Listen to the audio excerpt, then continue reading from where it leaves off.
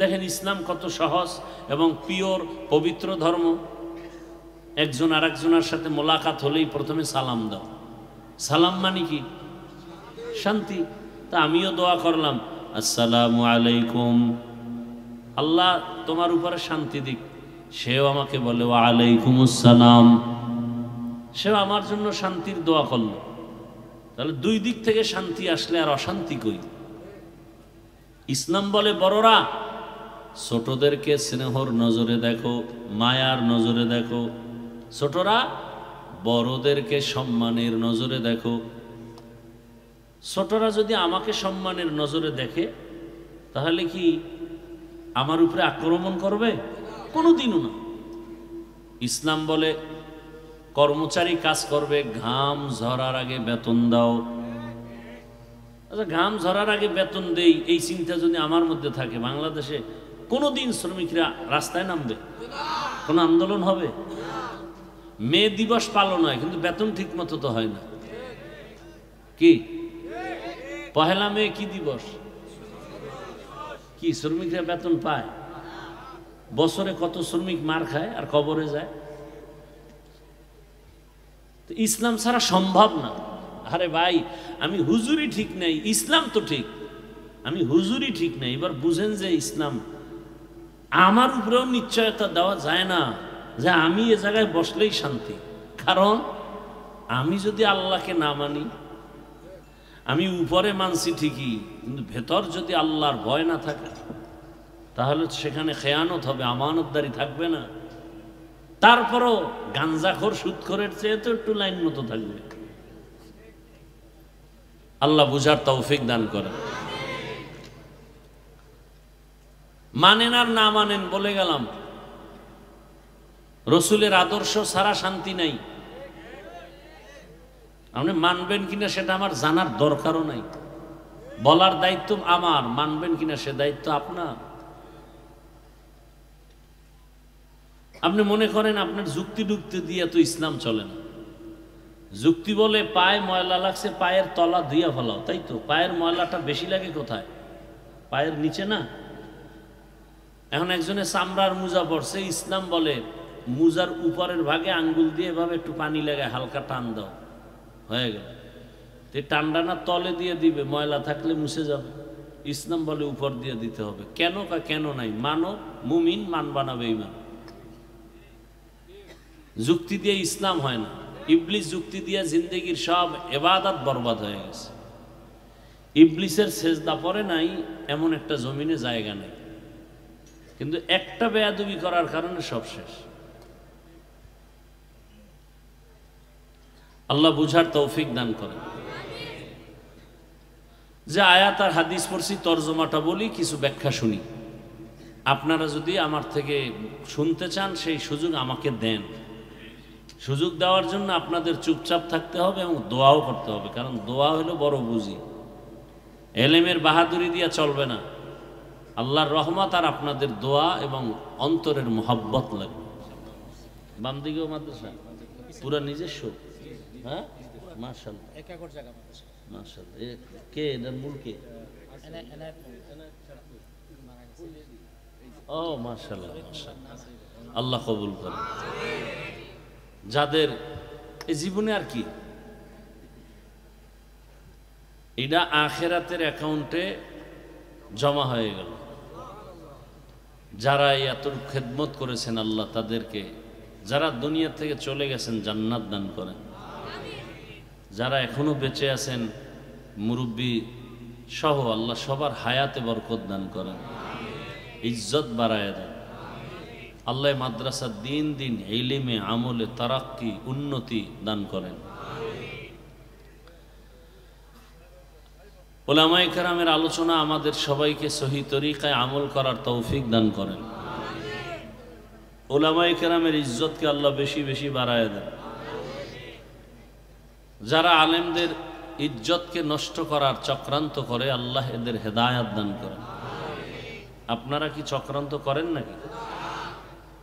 যদি কোনোদিন ফেসবুকে 2 লাইন লিখে থাকেন আলেমের বিরুদ্ধে, সে যে লাইনের হোক, আমি আপনাদেরকে দিল খুলে মোহাব্বত করি বিধায় বলে গেলাম, একা একা তওবা করে নিয়েন, আর যার বিরুদ্ধে লেখছেন তারে পাইলে তার কাছেও ক্ষমা চেয়ে নিন। লাভ নাই, আপনার ক্ষতি। আপনি আমার বিরুদ্ধে লেখলে কি হবে বলেন তো? আপনার ক্ষতি হবে। কোনো আলেমের বিরুদ্ধে লেখবেন না। আরে ভাই, সীমা লঙ্ঘন কেউ যদি করেই ফেলে, আল্লাহ আছে তো, এত টেনশন কেন করেন? দিন হেফাজতের জিম্মা কে নিছে?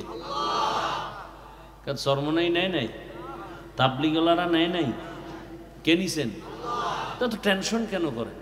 চরমনাই না থাকলে দিন থাকবে না, তাবলিগ না থাকলে দিন থাকবে না। আরে ভাই, সব কিছুর মূলে তো রসুল, সে রসুলকে আল্লাহ নিছেন, আর টেনশন কি? আল্লাহ কুদরতের দ্বারা দিন হেফাজত করবেন। কিভাবে করবেন ভালো জানেন কে? আপনি দেখেন, এই ইতিহাসগুলো বলতে গেলে আমি অন্যদিকে চলে যাব। ভারতের ভিতরে 200 বছর, কয় বছর? মাত্র 15 বছর 16 বছর একজন ছিল, এটাই সইতেরেন না। টানা 200 বছর জুলুম করছে ব্রিটিশ বেঈমানেরা। শত শত সরকারি টাকায় মাদ্রাসাগুলো চলতো, সব টাকা বন্ধ করে দিছে। হাজার হাজার আলেমকে ফাঁসি দিয়া রাস্তার মোড়ে মোড়ে গাছের সাথে লাট ঝুলায় রাখছে, দিল্লি, কলকাতা। উদ্দেশ্য কি? এ জমিনে কোরআনের আলো থাকবে না, ইসলামের কোনো আওয়াজ থাকবে না। অথচ এই দেখতে দেখতে এমন অবস্থা যে এখন আমেরিকার মধ্যে, ইউরোপে যান, মসজিদ, মাদ্রাসা, দাওয়াত ও তাবলিগের খেদমত, অভাব নাই। এদিক থেকে ইমাম মাহাদি আসবে আসবে একটা ঘ্রাণ আসতেছে। পৃথিবীতে এই ব্যারাম শুরু হয়ে গেছে। আচ্ছা, আপনারা যদি জানতো, আমিও তো যাই, তো কেমন হইব অবস্থাটা? কারো জরুরত থাকতে পারে, তার মানে এটা না যে আমাদের ক্ষতি করে যাবেন। যার বেশি বসার টাইম নেই, সে তো, আমি বসার আগেই তো আপনি উঠাও দরকার ছিল, আপনি আস্তে উঠে চলে যেতেন। দীর্ঘ টাইম বসার ব্যারাম আপনার, পারেন না, তা আপনি ভিতরে বসেন কেন? আমার কত ভাইরা বাহিরে দাঁড়ায় শুনতেছে না? এরপরে অনেকে আবার দোকানে আছে না, ওখানে খাওয়ানো আছে, দেখানো আছে, শুনোনো আছে। খাওন মুখে খায়, চোখ দিয়া বেগানা দেখে, আর বয়ানও শুনে। তিনোটা এক জায়গায় পাইতেছে। কি পরিমাণ জাহান্নামের টুকরার মধ্যে এরা বয়ে রয়েছে। এদিকে বিড়িও টানতেছে, অজও শুনতেছে, মা বোনেরাও মার্কেটে ঘুরতেছে, ওখানে পুরুষেরাও ঘুরতেছে। তো আপনারা ওখানে যাবেন, বিড়ি টানবেন, সমস্যা কি? কিন্তু এটা তো একটা ভিন্ন প্যান্ডেল। এটা রসুলের হাদিস মতে বেহেশতের বাগান, যারা বসছেন সাথে সাথে সব গুনাহ মাফ। এমন জায়গায় তো খারাপ মানুষ বসার কথা না। ডিস্টার্ব করিয়েন না, কিছু কথা আমাকে বলার সুযোগ দেন। রাতে তো আর ঘুমাবেন না, একটু বললাম না, রাতের ঘুম তো নাই, আছে মানুষের। সারাদিন ব্যস্ত, ব্যবসা বাণিজ্য, রাতে রইল মোবাইলের হকটা অন্তত আদায় করবে। আল্লাহর কাছে একটা নিয়ে যাইতেই হতো। ওই 2 চোরায় রোজার ইফতারির সময় রোজা রয় না, কিন্তু ইফতারি খায়। কি হোক, আল্লাহ যদি জিগায় রোজা রইছ না, নামাজ তাও না, তো যদি আল্লাহ বলিয়েই ফালায় ইফতারিও কি করো নাই, তখন কি বলবো? যাক, একটা বললে তো নাজাত পাওয়া যায়। সেদিন একজনে মোবাইলে কান্দের উপরে হাত দিয়ে ছবি তুলতেছে। কিছু কিছু মানুষ ছবি তুলতে আসে, কিছু বলতেও পারি না। আমি ভাবলে, এমন কেন করেন আপনারা? বলেন। হাসতে হাসতে বলি, কয় হুজুর, আল্লাহ যদি এই উসিলায় মাফ করে। কি বলবো? এই তো আমি বলি, আমি মরে যাব, আমার এই কণ্ঠের বলা বন্ধ হয়ে যাবে, আর কেউ বলবে না। বলনেওয়ালারা খুব কম, মরে গেলে তো আস্তে আস্তে শেষ। আমি তো নিষেধ করি, মোবাইল বন্ধ করেন, লাইভ বন্ধ করেন। আবার আমার মতো কত আল্লাহর বান্দারা লাইভ ডাইরেক্ট দেয়, মোবাইল দিলে খুশি, বলে ভাই আমার ছবিটা নেন। সে আবার ঠিকঠাক হয়ে বসে। ছবি নিতে হলে তো আবার ঠিক হয়ে বসতে হয়। আল্লাহ হেদায়াত দান করেন। তো ওলামায়ে কেরামের ইজ্জত বারবার দোয়া করে গেলাম, কারণ নবী আসবেন না, সাহাবায়ে কেরাম আসবেন না, আউলিয়ায়ে কেরাম ইম্মায়ে কেরাম আর আসবেন না। কিয়ামত পর্যন্ত এই দুনিয়াতেও শান্তির পথ দেখাবেন, আখিরাতেও জান্নাতের পথ দেখাবেন, নিরেটভাবে নিঃস্বার্থভাবে একমাত্র শুধুমাত্র কেবলমাত্র ওলামায়ে আহলে হক।